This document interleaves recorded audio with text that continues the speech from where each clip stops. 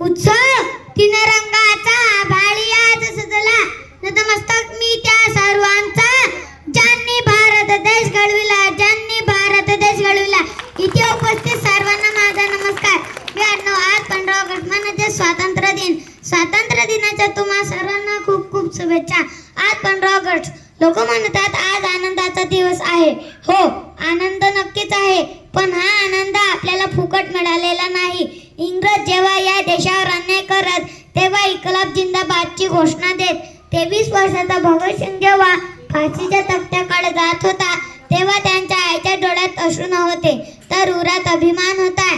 वयाच्या अवघ्या 20व्या वर्षी काळ्या पाण्याची शिक्षा भोगणाऱ्या वीरांनी जेव्हा तुरुंगांच्या भीतीवर नखांनी इतिहास लिहिला तेव्हा कुठे जाऊन आज आपण मोकळ्या हवेत श्वास घेत आहोत.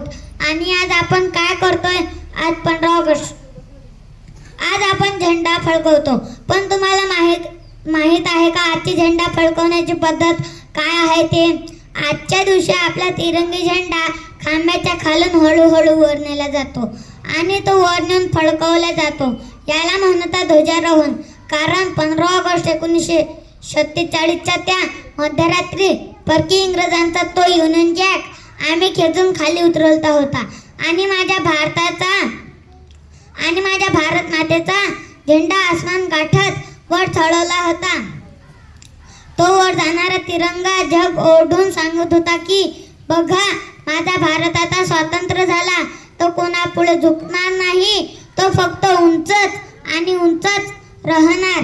तिरंग्यातला केशरी रंग हा शौर्याचा आहे व पांढरा रंग हा शांततेचा आहे, तर हिरवा रंग हा आपल्या शिवारातील समृद्धीचा आहे. पांढऱ्या रंगातला अशोक चक्र प्रगती दर्शवते.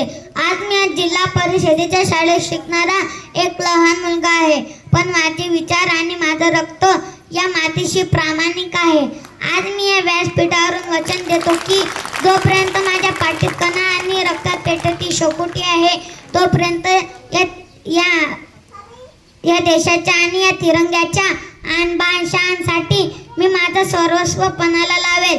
फंकारू दे आबाळ, पेटू दे ही छाती, फंकारू दे आबाळ, पेटू दे ही छाती. आम्ही त्या वीरांची लेकरं ज्यांना प्रिय ही माती, आम्ही त्या वीरांची लेकरं ज्यांना प्रिय ही माती. बोला भारत